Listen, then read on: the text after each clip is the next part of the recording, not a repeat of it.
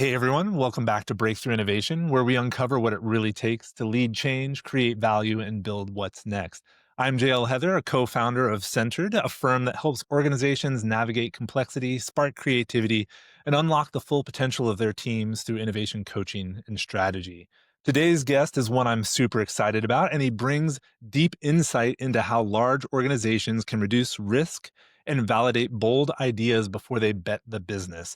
I'm thrilled to welcome David J. Bland, founder of Precoil, co author of Testing Business Ideas, and a global advisor on corporate innovation. David developed the EMT system, Extract, Map, and Test, which has become a go to playbook for teams navigating uncertainty. He's coached Fortune 500 leaders, lectured at Stanford, Harvard, and Yale, and helps companies rethink how they design experiments, kill bad ideas fast, and create environments where innovation actually survives, which is fantastic because I feel like that doesn't happen enough in our larger organizations these days. David, welcome to Breakthrough Innovation. I'm really looking forward to this conversation. Thanks. Thanks for having me. I'm happy to be here. Awesome. So now I'm excited because you've worked with some really big names, some large corporations. I'm curious, with all this experience under your belt, what are some of the biggest misconceptions leaders have about experimentation in these large corporate environments? I think one would be it's a one-time event, like a team just runs an experiment and then they either succeed or fail and you either kill it or keep going. And it's much more nuanced than that. And so I like to set the expectation it's going to be several experiments to pay down your risk. And I think that's one of the misconceptions I see time and time again is it's treated almost like a singularity inside of Yeah. the organization. Well, and I think like to build on that, a lot of them see it as a big event, like something that takes a lot of time. And what I feel like I hear you saying is let's say you allocate 6 months for innovation, right, wrong, or indifferent. And at the end of 6 months, you're going to be like, did it work or not?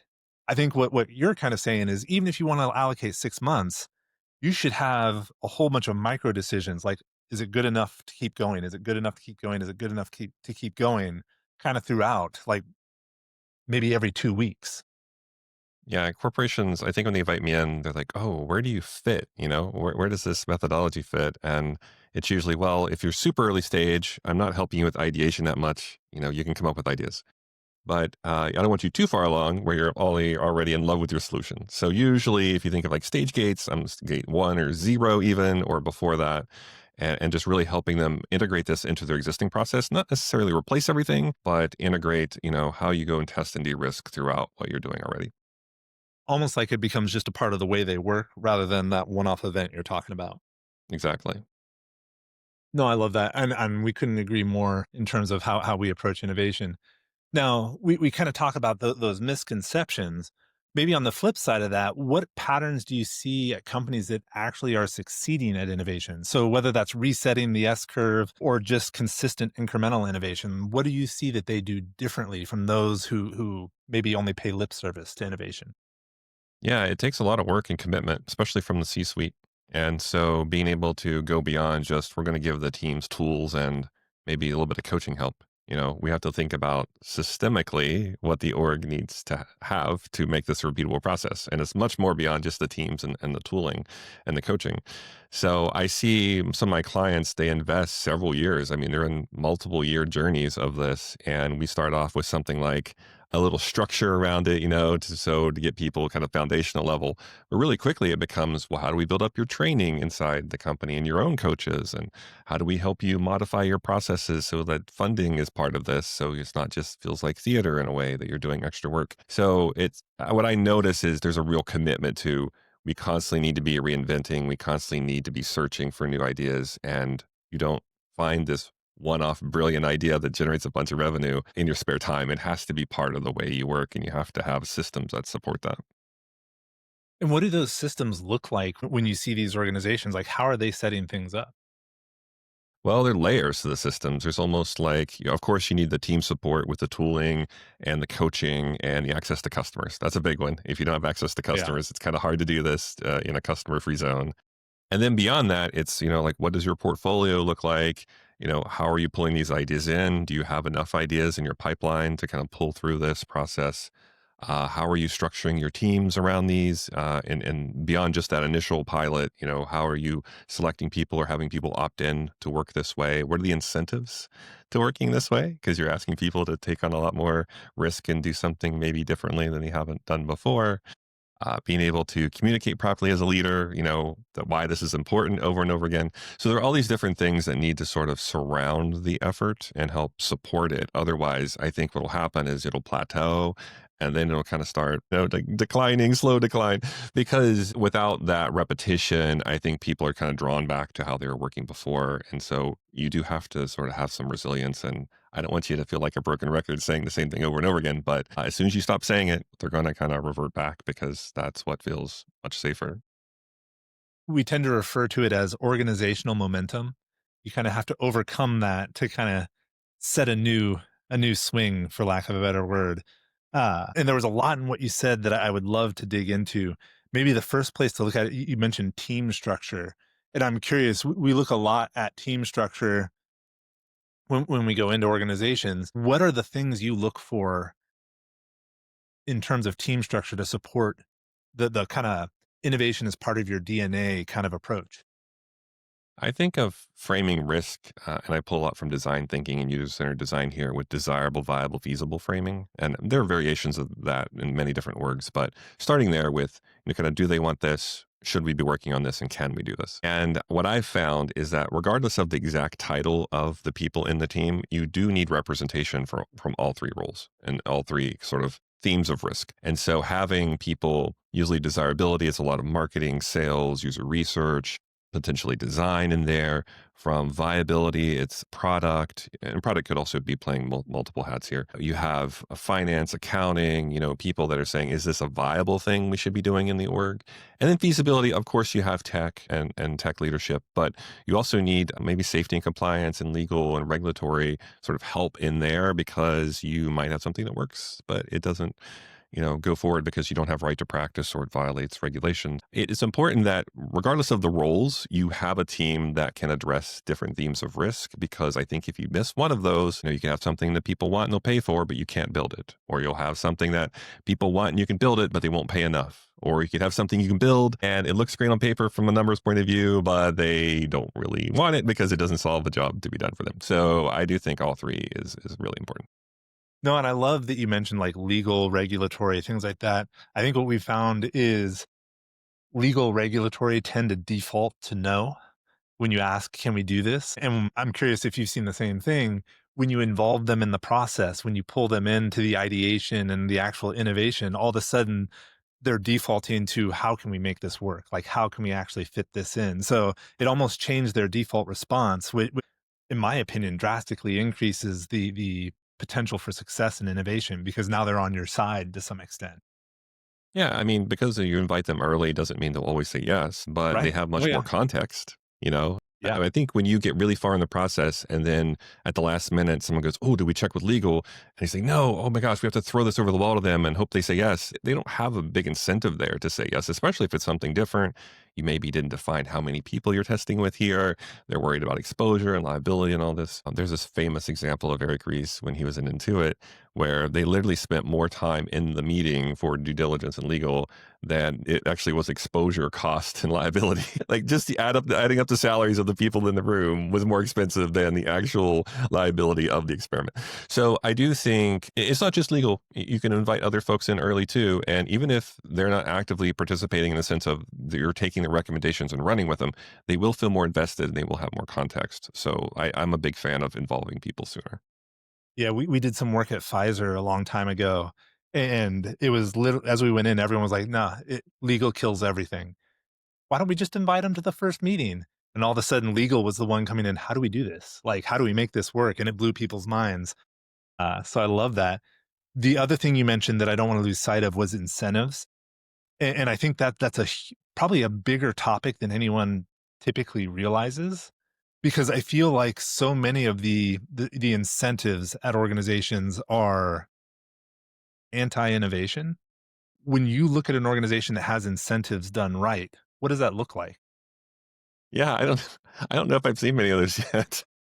I think there are different ways to approach it. I think I've seen some orgs in Silicon Valley literally bring something up on stage and give them a giant check, like a giant, like you would in a contest, for like $1 million. I've seen that happen, and I've also seen people say, "Well, we're not going to maybe give you monetary incentives, but you get to own this product you built, this business you built. You get to own it and scale it." And some people want that.